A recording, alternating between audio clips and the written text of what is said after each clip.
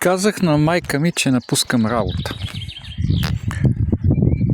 Все едно падна тавана.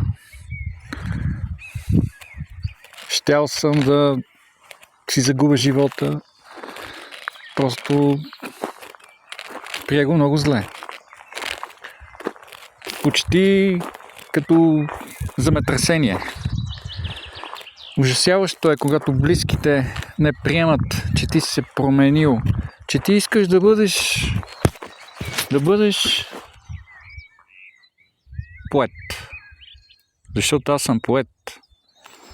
4 години живях в една работа, оцеляваща работа, в която идваш и слушаш радиостанция, 50 идва, 50 се качва, видеомонитори, дистанционно, камери, идващи, влизащи, излизащи, не знам си къде отиващи, и до тебе постоянно един, който ти говори на главата: абе, днеска вика, времето е така, утре еди какво си,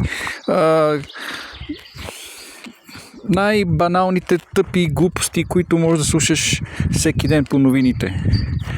И това продължи 4 години. Накрая той до мен умря.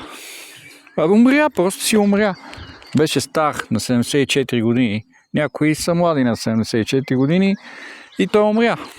И аз си казах: абе, Росене, какво става? И ти ли ще умреш тук?